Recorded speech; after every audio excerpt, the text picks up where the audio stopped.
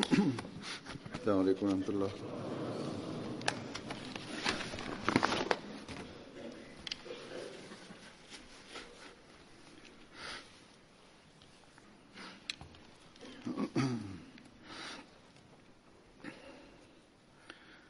أشهد أن لا إله إلا الله وحده لا شريك له وأشهد أن محمدا عبده ورسوله أما بعد فأعوذ بالله من الشيطان الرجيم بسم الله الرحمن الرحيم الحمد لله رب العالمين الرحمن الرحيم مالك يوم الدين إياك نعبد وإياك نستعين اهدنا الصراط المستقيم صراط الذين أنعمت عليهم غير المغضوب عليهم ولا الضالين واكتب لنا في هذه الدنيا حسنة وفي الآخرة إنا هدنا إليك قال عذابي يصيب به من أشاء ورحمتي وسعت كل شيء فسأكتبها للذين يتقون ويؤتون الزكاة والذين هم بآياتنا يؤمنون.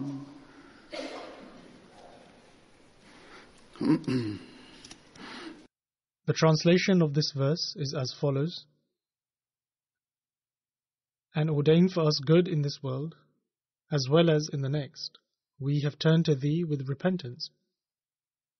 God replied, I will inflict my punishment on whom I will, but my mercy encompasses all things. So I will ordain it for those who act righteously and pay the zakat, and those who believe in our signs.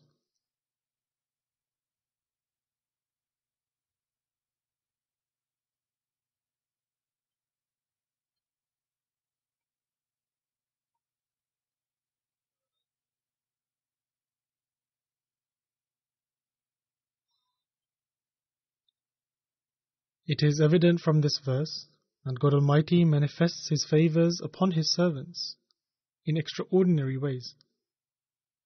God Almighty states that my mercy, i.e. rahmat, encompasses all things. The word rahmat, i.e. mercy, means to be lenient, to be gracious, and it means the coming forth of mercy.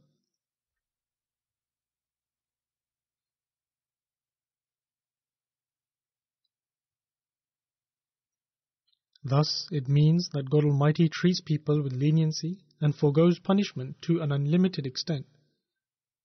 It also means that God Almighty treats His servants with such kindness that has no bounds.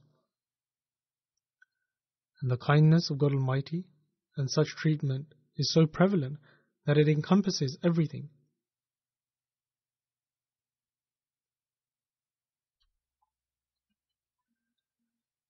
And His rahmat includes grace and mercy.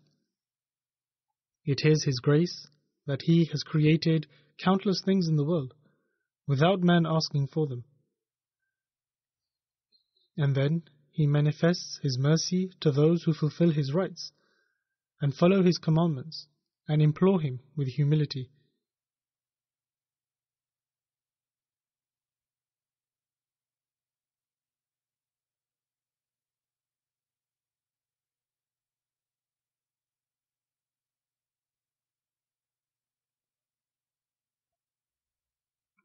Here God Almighty states that my objective is not to punish people.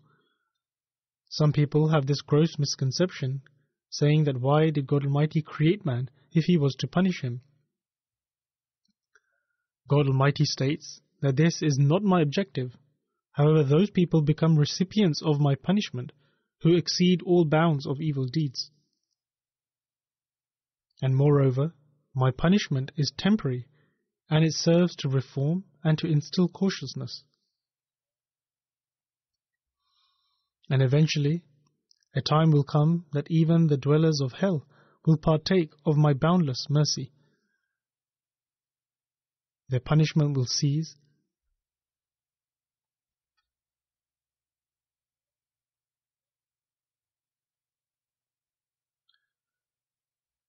and the punishment of hell will be as a result of their evil deeds, and then it will become a means of their reformation.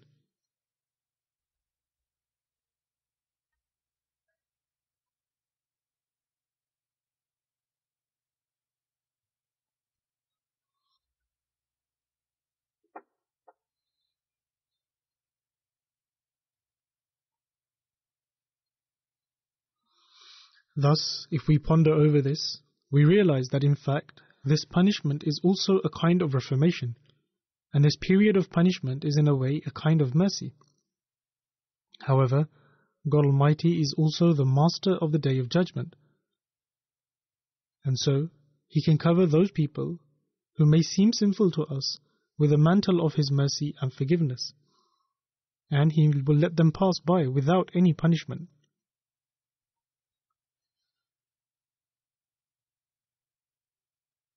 Nonetheless, drawing our attention to the paths of righteous deeds, God Almighty has stated that my mercy encompasses everything, and I will certainly bestow my mercy upon those who become righteous, give zakat, and believe in my signs. Those who believe in the signs of God Almighty.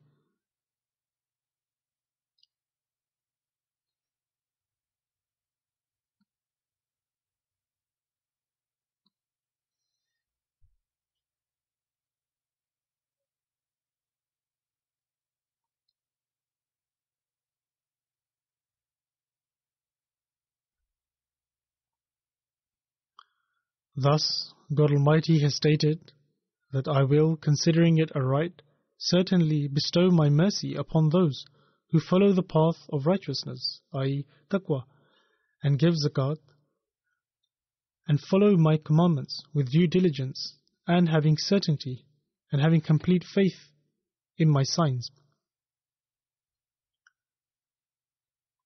I will certainly cover them with the mantle of my mercy.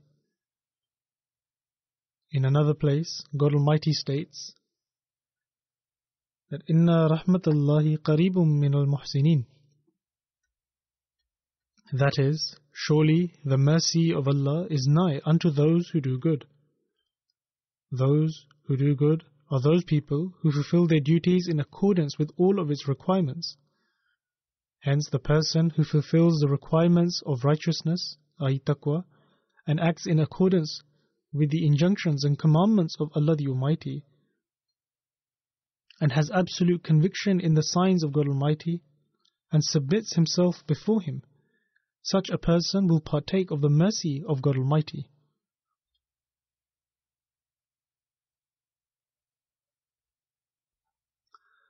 Therefore, a believer should try his utmost to act in accordance with the commandments of Allah the Almighty, and tread on the path of righteousness, i.e. taqwa, and be absolute firm in his faith.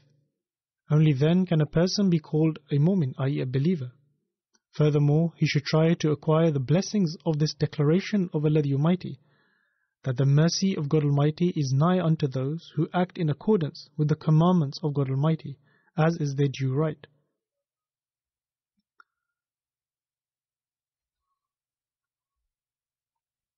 Furthermore, God Almighty has made it incumbent upon Himself, and it has been decreed that if one adheres to this, then the breadth of His mercy will encompass such people.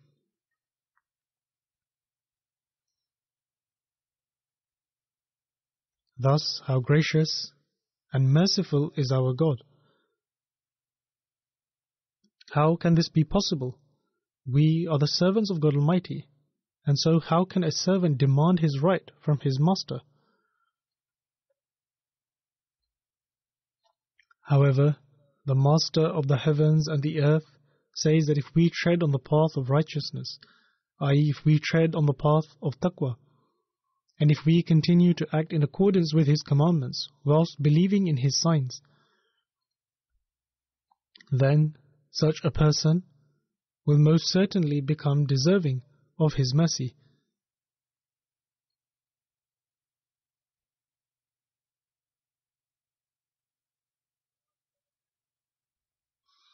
The very first aspect that has been mentioned by God Almighty here is righteousness, i.e. taqwa.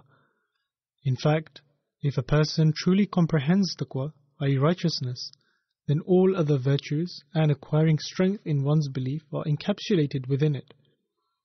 In relation to this, the promised Messiah ﷺ states at one place that the entire spiritual beauty of a person lies in him treading on all the subtle paths of taqwa, i.e. righteousness. The subtle paths of taqwa are the minute details and pleasant features of spiritual beauty.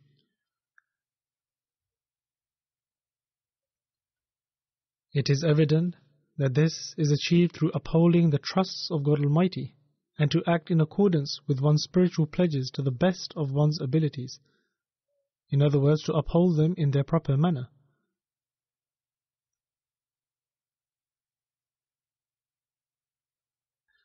Furthermore, this is achieved through utilizing every faculty and limb from head to toe, which are outwardly visible in the form of eyes, ears, hands, feet, and other limbs, as well as those that are internal, such as the heart and other faculties and moral qualities, and all should be used on their appropriate occasions and to the best of one's ability.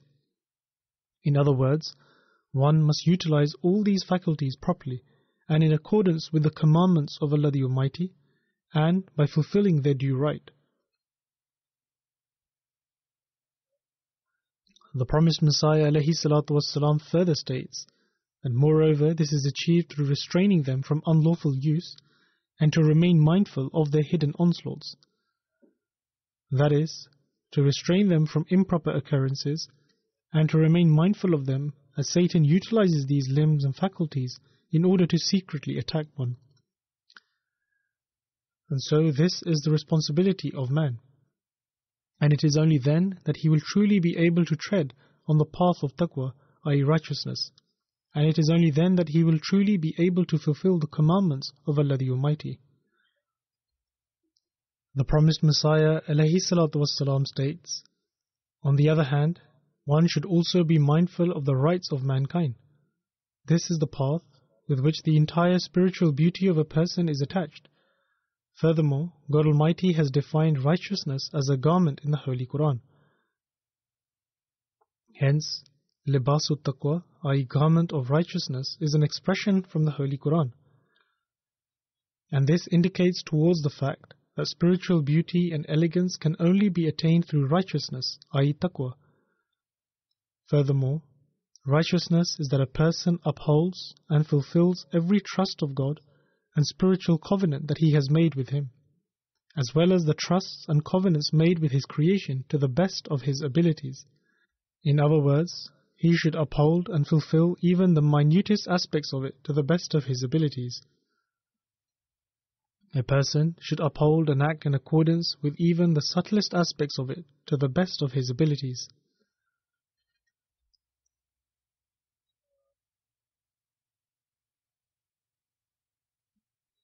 And so, when a person acquires this standard, he then reaches the stage where the mercy of God Almighty becomes incumbent upon His servant. In other words, God Almighty makes this incumbent upon Himself. And as I mentioned earlier, that what status does a servant have that he may seek something from God Almighty as if it is his due right?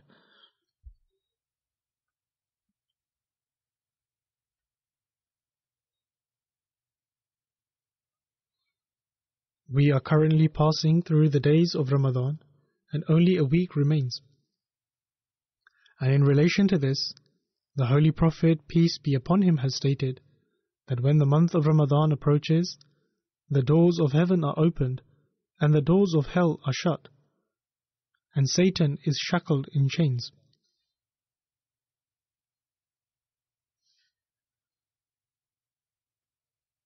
Even from this saying, it is only the believers who are able to derive benefit. It is only a person who truly believes and acts in accordance with the commandments of Allah the Almighty that he is able to derive benefit from this saying. The followers of Satan do not refrain from their activities even during these days. Acts of indecencies and shamelessness in the world are carried out on a daily basis, and these have not come to a halt during Ramadan. Hence, this is a glad tiding for the believers and those who tread on the path of taqwa, i.e. righteousness, and for those who partake of the mercy of God Almighty, whereby God Almighty has extended His mercy for them in even greater abundance than before. And so, derive benefit from this and try to fulfill the rights of God Almighty and try to act in accordance with His commandments.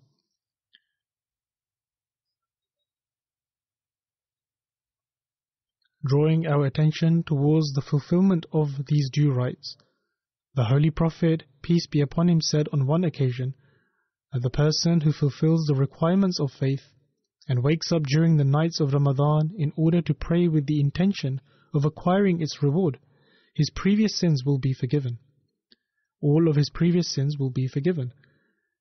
And so this is another demonstration and manifestation of the vastness of the mercy of God Almighty, where a person makes a small effort and God Almighty rewards him manifold. Thus, His graciousness and mercy is manifested in various ways. And so, fortunate are those who derive benefit from these days. Moreover, this is also one of His great blessings, in that He has drawn our attention towards seeking the Laylatul Qadr, i.e. the night of decree, in these last days of Ramadan, so that we may witness the signs of the acceptance of prayers even greater than before. And this again is not our right, rather it is the blessings of Allah the Almighty, so that He may encourage His servants to draw closer to Him. And thus this again is an indication of the vastness of His mercy.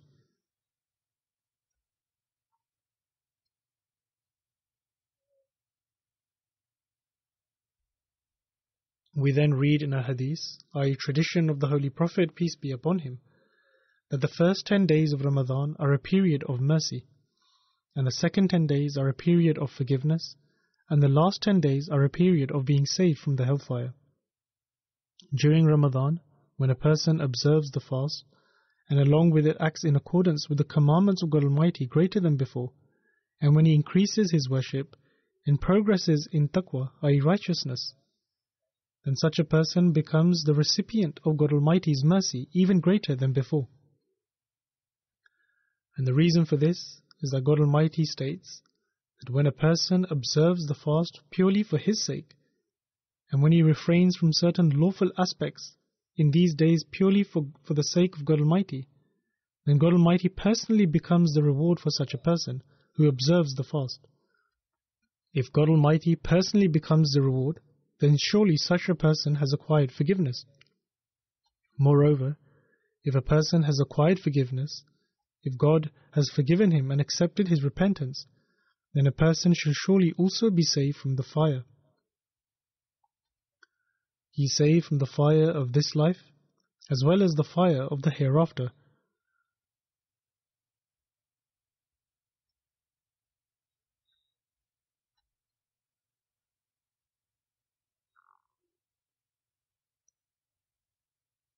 However, the condition is that one must observe the fast sincerely for the sake of Allah the Almighty, and also act in accordance with the commandments of God Almighty. Following this, these deeds then become a permanent part of a person's life, and become the means of permanently remaining immersed in the mercy of God Almighty. The mercy of God Almighty is not limited to just the first 10 days of Ramadan. Rather, it also carries forward to the middle 10-day period as well as the last 10 days. As a matter of fact, it will permanently remain with him as long as his deeds are performed with righteousness, i.e. taqwa, and with strong faith.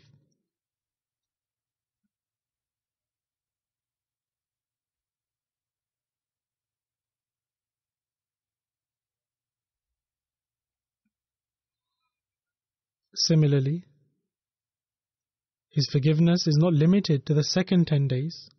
Rather, it remains with the person until the end of Ramadan and even beyond that. In fact, it remains with a person for as long as he lives, and it protects a person from the punishment of God Almighty. Similarly, a person does not remain safeguarded from the fire in only these 10 days. Rather, even if a person passes the month of Ramadan, considering the fact that he derives benefit from the mercy of God Almighty, and he seeks forgiveness from Him, then he will continue to remain distant from the fire.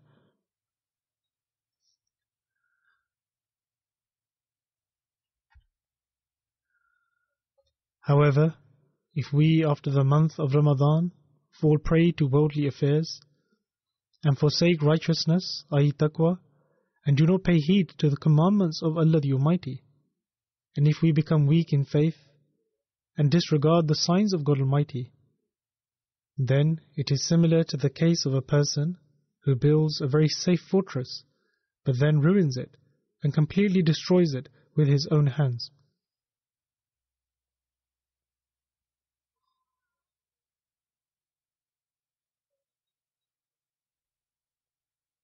Therefore, God Almighty has made Ramadan a source for obtaining His mercy more than ever before, and to attain His nearness.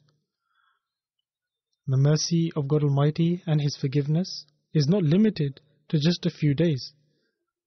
It is not possible to be delivered from the fire if His forgiveness is sought only for a few days or a small period of time, and it is then accepted.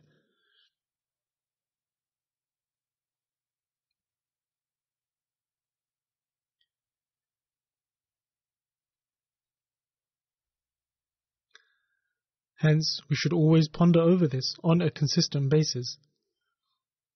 In this day and age, the promised Messiah ﷺ has guided us at every step in regards to how we can obtain the nearness of God Almighty and what its true essence is, and how we can become those who obtain His mercy. He has also guided us on how God Almighty provides the means to cover us in His mercy, and how He grants us manifold rewards for just one action of ours, and how He becomes a source of forgiveness, and how we should strive towards obtaining His forgiveness in order to be surrounded by His mercy forever. In light of this, I will now present certain extracts of the promised Messiah ﷺ and will also elaborate upon them. Whilst explaining the verse that I recited before you, the promised Messiah ﷺ states,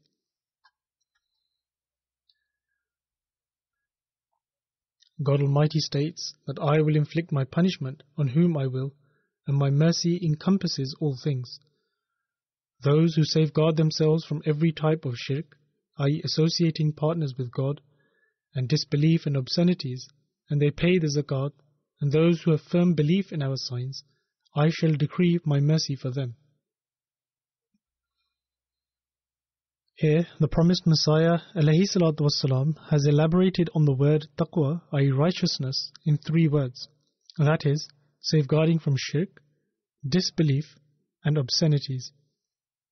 Nowadays, immodesty and vulgarity can be found everywhere, on TV, internet, and other sources of media. Hence, protecting oneself from such vulgarities and vain programs can also lead one to attain the mercy of God Almighty.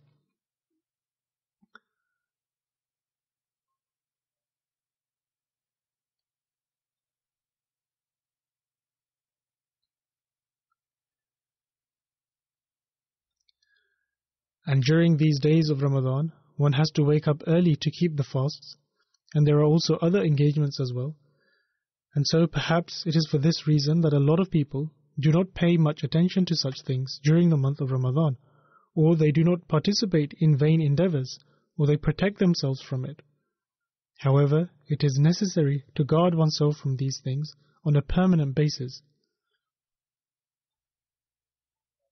Nowadays, complaints are received about the youth, in fact also regarding the adults too, that such vulgarities are polluting their minds and they are corrupting their morals, and so these people are moving away from faith. Hence, every Ahmadi should pay close attention towards this and make every effort in this regard. Moreover, they should also utilize these various sources in a proper manner and also with great caution.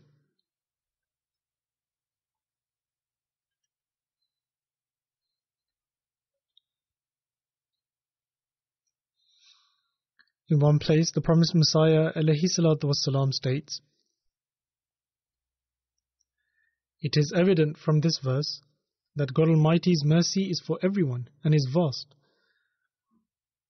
and His wrath, that is, His attribute of adl, i.e. that He is just, only comes into effect in certain particular circumstances. That is, this attribute is manifested when one violates the divine laws. Therefore, the reason God Almighty punishes someone is when one contravenes His divine law. As it has been mentioned already, that such a punishment is carried out for the sake of reformation, and the mercy of God Almighty, however, prevails over all things ultimately." The promised Messiah ﷺ further states that nevertheless, it is evident that if God Almighty's wrath descends upon someone, then it must be because that person has exceeded all limits in breaking the laws of God. And so, such a person falls under His wrath, despite the fact that God Almighty has expanded the scope of His mercy.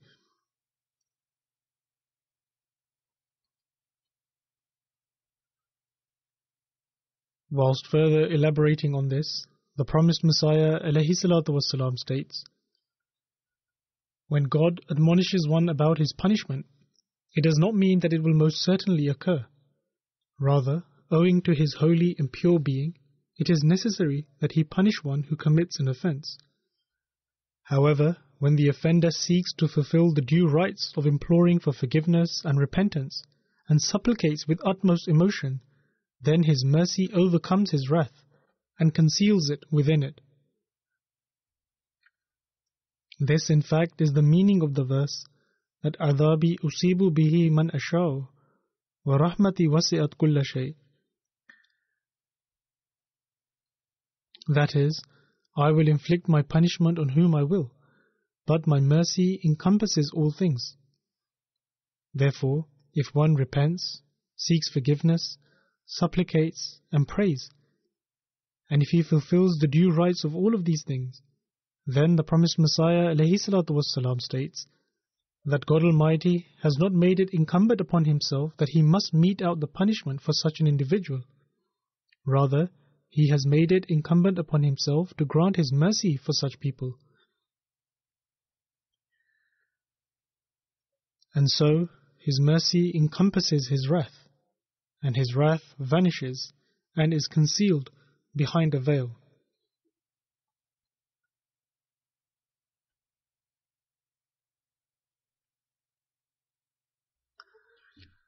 The promised Messiah ﷺ then states that one of the ways to attract the mercy of God Almighty is through seeking forgiveness and repentance. What is the true essence of istighfar, i.e. seeking forgiveness, and what does it really mean?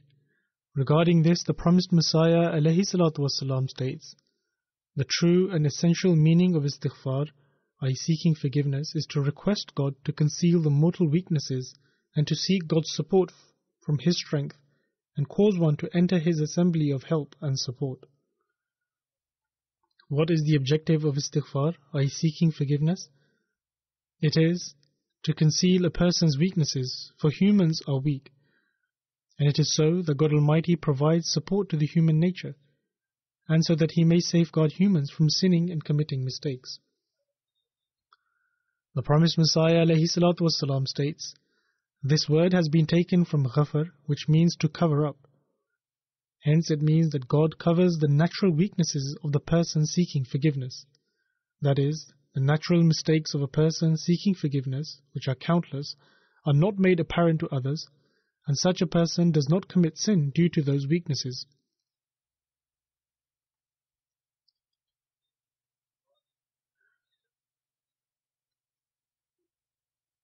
However, after mentioning this, its meaning has been broadened even more for the ordinary people. It also means that God covers the sin which has already happened. That is, He conceals from others the sinful act that has been carried out by someone. He safeguards one from its ill effects and the punishment that might result from it. However, its true and actual meaning is that with His divine power, God saves the person who seeks forgiveness from his mortal weaknesses and grants him strength from His power, and grants him knowledge from His knowledge, and grants him light from His own light. This is because God has not detached Himself from human beings after creating them. Rather, as much as God is the creator of mankind, and He is the one who has created all their internal and external capabilities, in the same way He is also mankind's qayyum, i.e. all-sustaining, i.e. whatever He has created, He is one who then safeguards and maintains it with His special support.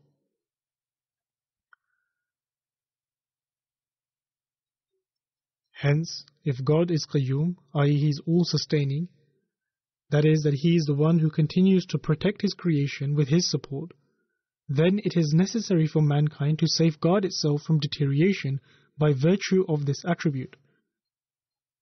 And so, after creating mankind, God Almighty did not forsake humanity. He is the all-sustaining. Hence, the creation of man is subservient to the divine laws. And despite the fact that God Almighty has created mankind, and His creation has occurred through His divine will, however, the human endeavor is subservient to the divine laws, and it must pass through the divine laws of God Almighty.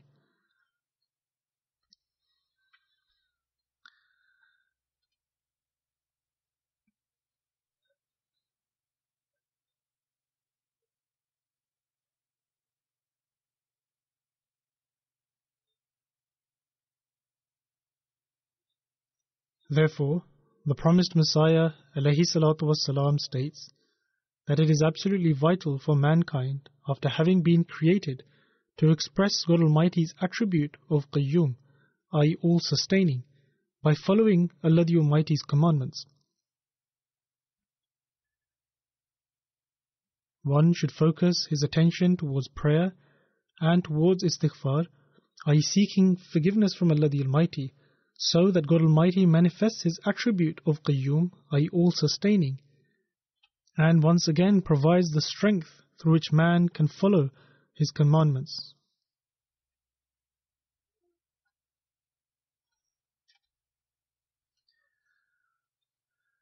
Whilst elaborating on this further, the promised Messiah ﷺ states, "This was a natural requirement for man, for which there is the instruction of doing istighfar, i.e. seeking forgiveness from God Almighty. Similarly, this has been indicated to us in the Holy Quran in the words, Allahu la ilaha illahu, al-hayyul qayyum. That is, there is no God but He, the living, the self-subsisting and all-sustaining. Hence, He is the creator and also self-subsisting and all-sustaining. When man was created, the task of khaliqiyat, i.e. creation, was complete, whereas the work of qayyumiyat, sustaining, is everlasting. When man was created, the work of khaliqiyat, which is an attribute of God Almighty, was completed. However, the work of qayyumiyat is always with man as long as he lives. For this reason, there is always a need to carry out istighfar, i.e. seeking forgiveness. And in order to adopt this attribute of qayyumiyat, there is a constant need to do istighfar, i.e. seeking forgiveness. Thus, every attribute of God Almighty has its grace, and istighfar, i.e. seeking forgiveness, is the means of attaining the grace of the attribute of qayyumiyat, i.e. all-sustaining. Istighfar is there so that one can attain the grace of the attribute of qayyumiyat. If one wishes to benefit from the bounty of God Almighty's attribute of qayyumiyat, i.e. all-sustaining, then one must carry out istighfar so that God Almighty may enable one to properly utilize the God-given abilities, strengths and powers in accordance with his desire. The promised Messiah alayhi salam further states, another indication to this is in the verse of Surah Fatiha, that Iyaka na'budu wa Iyaka nasta'in. That is, Thee alone do we worship, and Thee alone do we implore for help. That is to say, we worship Thee alone and seek help from Thee alone, so that we can attain the succor of Your Qayyumiyat and Rububiyat, and that we may be protected from stumbling. Let it not be that our weaknesses become manifest, and that we are unable to worship Thee. Hence, this is a fundamental point which we must always keep in mind. To merely think that just because God Almighty has said that His mercy encompasses everything, therefore one can do as He wills, and will later simply seek God Almighty's mercy and forgiveness, this is not correct. God Almighty has taken it upon Himself to show mercy on those who come to Him, who adhere to His commandments, and who seek His forgiveness. Then, whilst further expounding on the topic of istighfar, the promised Messiah ﷺ states, there are some people who are aware of the sins they are committing, and while there are others who are completely unaware of them. They do not even know they are committing a sin. They have become completely insensitive to it, and they are completely oblivious to what sin is. For this reason, God Almighty has made it forever incumbent upon us to do istighfar, so that man may continue to seek forgiveness for every sin, be it outward or hidden, whether he is aware of it or not, and whether it is the sin of his hand, his foot, his tongue, his nose, his ear, or his eye, or anything else. However many body parts there are, there should not be a single sin carried out by any of them. Thus, one should continue to seek forgiveness.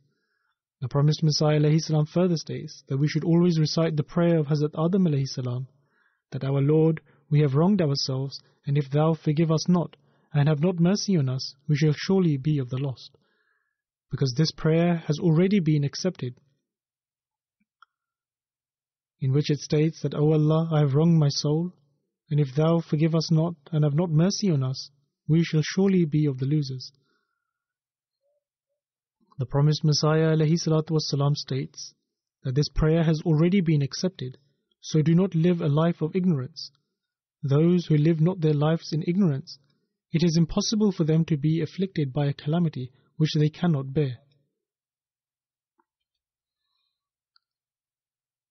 The promised Messiah ﷺ states that no affliction can reach them without the permission of God Almighty, just as the following supplication was revealed to me, that Rabbi kullu shay'in khadimuka, Rabbi fahfazni wansurni warhamni, that, O my Lord, everything is subservient to you. O Lord, protect me and help me and have mercy on me. Therefore, to come under the protection of God Almighty, to attain His help and succor, and to gain His mercy, it is necessary to make an effort and do istighfar, I seek forgiveness, and to pray to Allah the Almighty.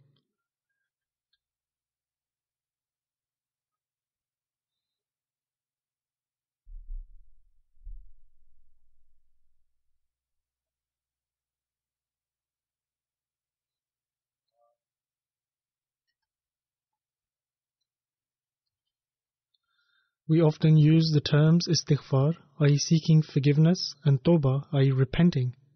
So in order to clarify the difference between the two, the promised Messiah ﷺ has stated that istighfar and tawbah are two different things. One reason for istighfar to be presiding over tawbah, i.e. it has priority over it and comes before it, is that istighfar is the aid and the strength which is sought from God Almighty.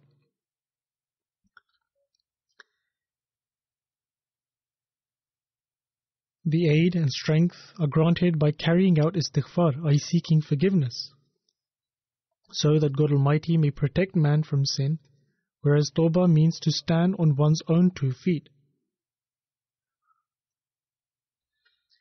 That is to say, that once one abstains from sin, he must abide resolutely by the istighfar he has carried out to protect him from his sins, and tawbah is to continue to pray to God Almighty and to carry on doing so.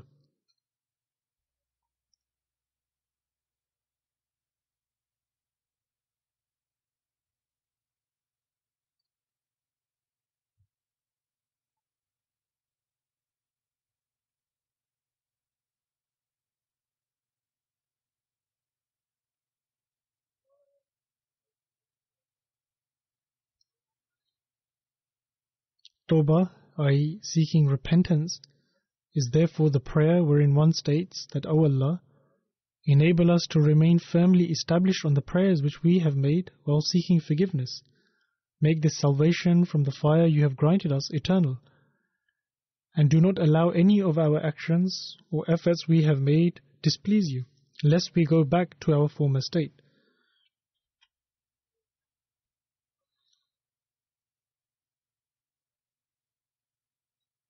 Therefore, Tawbah is in order to acquire this, and hence, and I turn to Him has been stated. That is to say that you may enable us to remain firmly established upon this, so that we may continue to refrain from sin and attain your forgiveness, and may we continue to be saved from the fire. The promised Messiah ﷺ states, "It is the practice of God that when one seeks help from Him, He grants a strength, and after granting it, man can stand on his own 2 feet, and a strength will be granted to him to carry out noble deeds. And this is called wa atubu ilayhi, which means, and I turn to Him." The promised Messiah ﷺ further states that one is enabled to do tawbah once he has carried out istighfar. If one does not do istighfar, then know that the ability to do tawbah will certainly die away.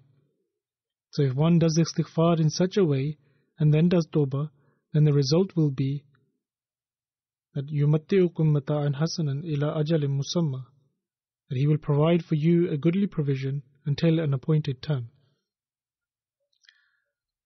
The promised Messiah ﷺ states, "It is the established practice of God Almighty that if you carry out istighfar and tawbah, i.e. seeking forgiveness and repentance, then you will attain your objectives.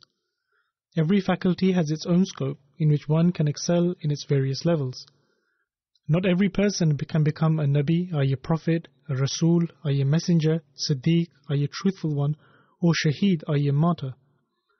But whatever bounds have been appointed in one's ranks, the levels to which one can reach, it is necessary for him to make exerted efforts to attain that, and that can only be done through istighfar and tawbah, i.e. seeking forgiveness and repentance." Then, whilst further explaining tawbah, i.e. seeking repentance, the promised Messiah ﷺ states, "In Arabic idiom, tawbah, repentance, means returning, and that is why in the Holy Quran God's name is also Tawwab, that is to say, He is oft returning. This means that when a person discarding sin turns to God with a sincere heart, God Almighty turns even more to him. This is altogether in accord with the law of nature. God Almighty has made it part of human nature that when a person turns to another with a sincere heart, the latter's heart is also softened for him. Then how can reason accept that when a servant turns towards God Almighty with a true heart, God should not turn to him? Indeed, God, who is benevolent and merciful, turns even more towards His servant. That is why in the Holy Quran God's name, as we have just mentioned, is also Tawwab, meaning oft returning. Thus man's turning to God is through remorse and humility and meekness, and God's turning to man is with mercy and forgiveness. If mercy were not one of the attributes of God Almighty, then no one will be able to attain deliverance from their sins. It is a pity that people do not ponder over the attributes of God Almighty and depend entirely upon their own actions, i.e. those who think that they can achieve everything through their own actions.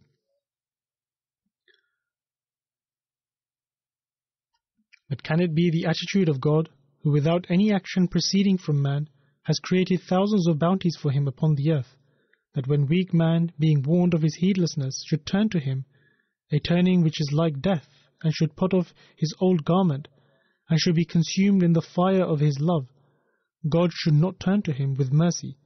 Is this the law of nature? The promised Messiah ﷺ here is responding to those who claim that God Almighty does not show mercy even if one supplicates and seeks forgiveness and turns to Him, a turning which is like death. And while doing so, he should put off his old garment and should be consumed in the fire of His love. And he purifies himself, but will God still not turn to him with mercy? Such a view can only be of those people who utter falsehood. And regarding them, the promised Messiah states, the Lanatullahi al-Kadhabin, that curse of Allah be upon the liars.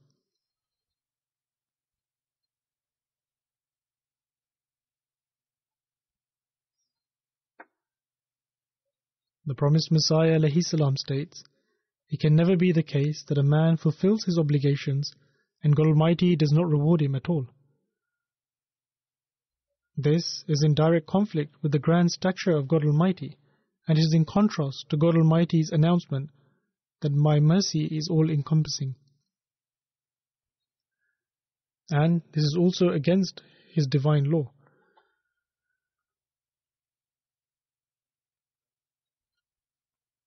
However, as I have mentioned earlier, that it is against His announcement of His mercy being all-encompassing.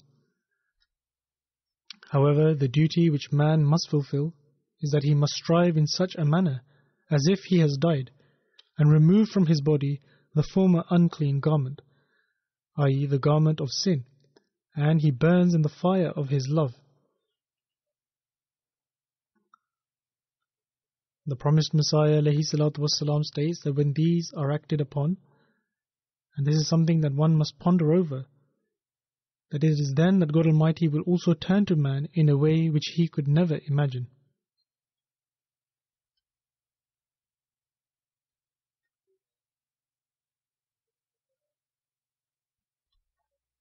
Thus, this should be the level of one seeking of forgiveness, which then makes an individual deserving of God Almighty's mercy, and God Almighty has then ordained this mercy for Himself.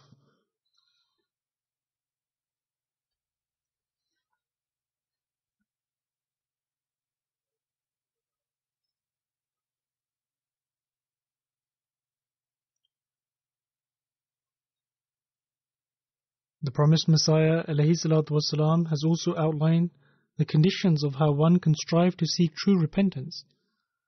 The promised Messiah ﷺ states, there are 3 conditions for repentance. The first of these is that one should discard all those thoughts which arouse evil propensities.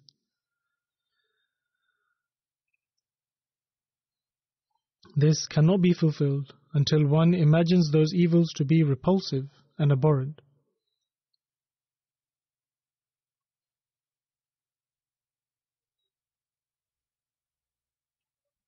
If those evil thoughts remain in one's mind and one does not perceive it to be abhorrent, then it would be difficult to abstain from such evils. Therefore, the first condition is that one has to remove these thoughts from one's mind and try to create a sense of abhorrence for them.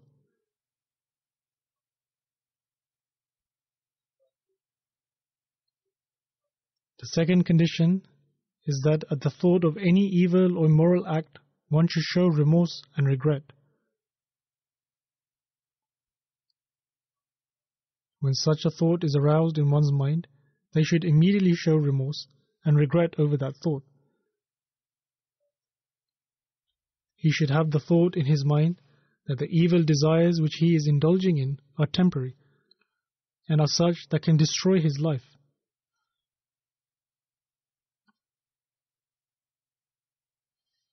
And soon a time will come wherein this temporary passion will finish.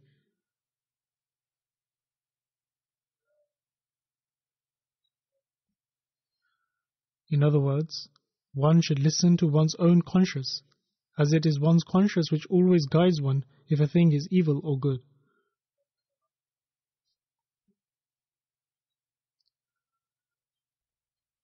When one's thoughts become in line with this, and one listens to their conscience, then gradually they can safeguard themselves from these evils.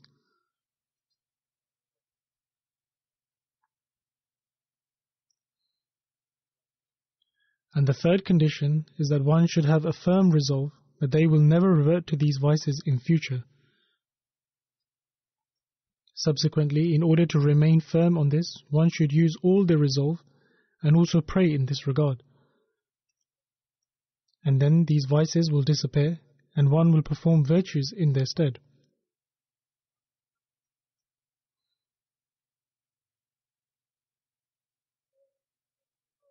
where the promised Messiah ﷺ mentions about removing the tainted cloak of vice, this means that if one strives to their utmost ability, using all their resolve to do so, they will then become deserving of God's mercy.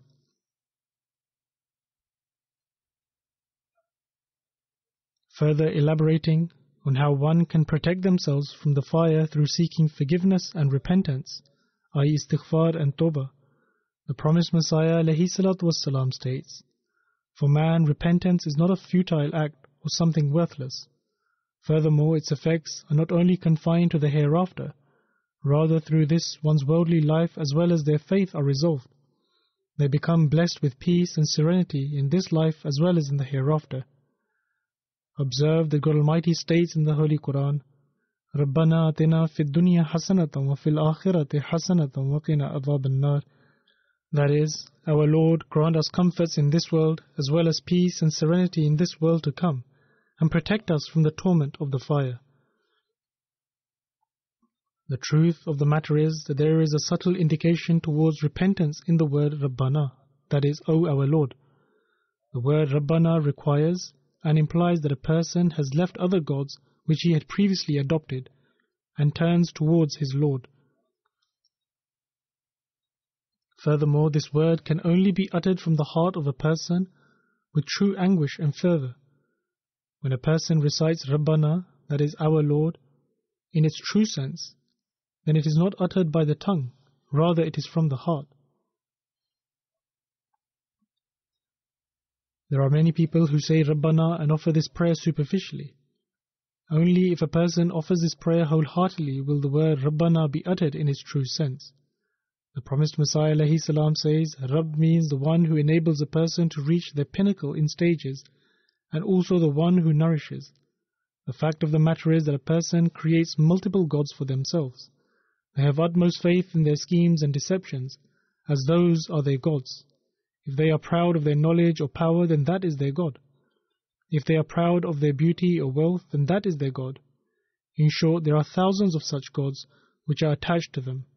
And until they do not forsake them all, and bow their head before the one true Lord, and fall at His threshold, supplicating the words of Rabbana, i.e. O our Lord, with their true heart-wrenching emotions, they will not be able to understand the nature of the true Lord.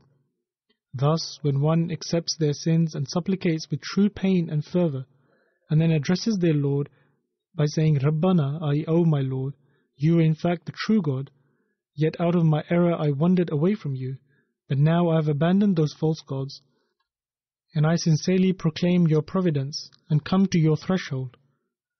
Until one removes from his heart the grandeur and dignity of all other gods, he will not be able to call upon the providence of the true Lord.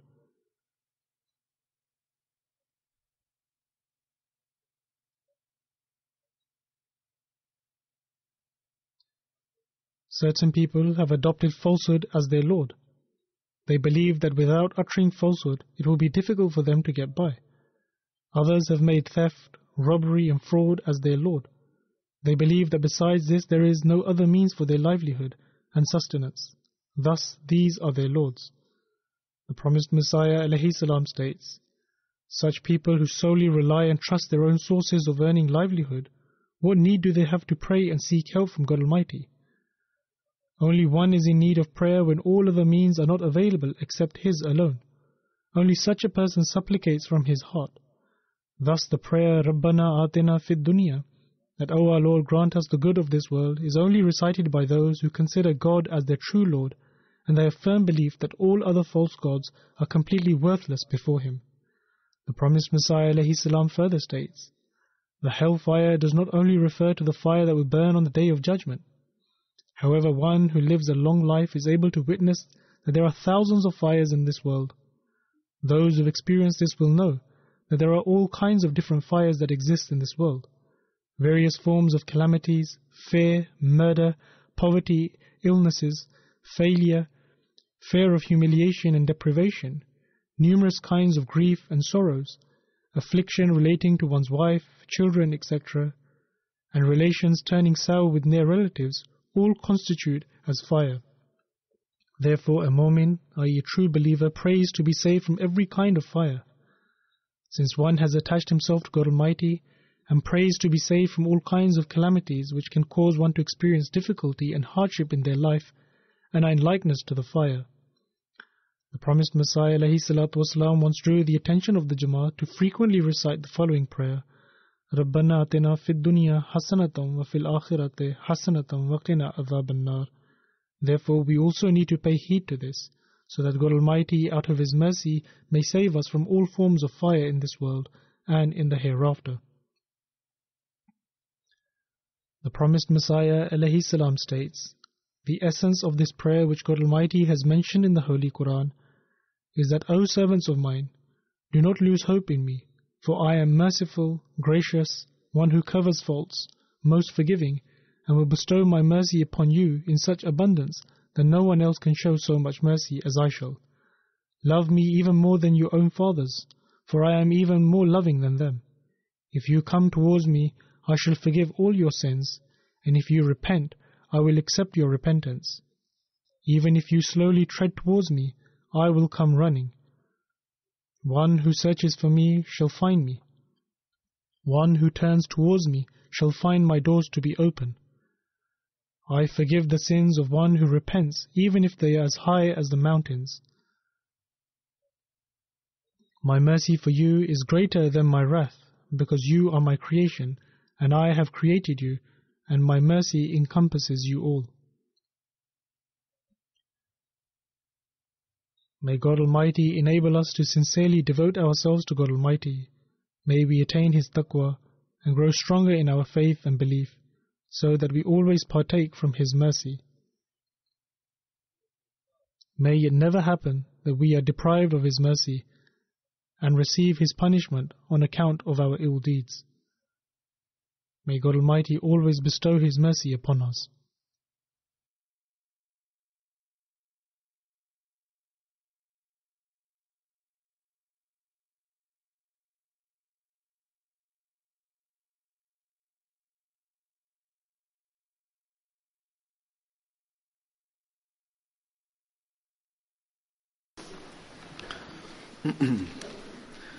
Alhamdulillah, alhamdulillah, nahmaduhu wa nasta'inuhu wa nastaghfiruhu wa nu'minu bihi wa natawakkalu alayhi wa na'udhu billahi min shururi anfusina wa min sayyiati a'malina.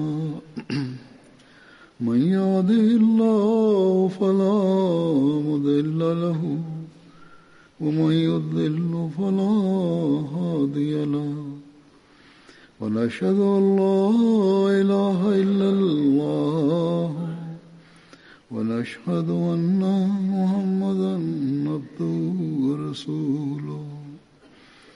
عباد الله رحمكم الله، إن الله يأمر بالعدل والإحسان وإيتاء ذي القربى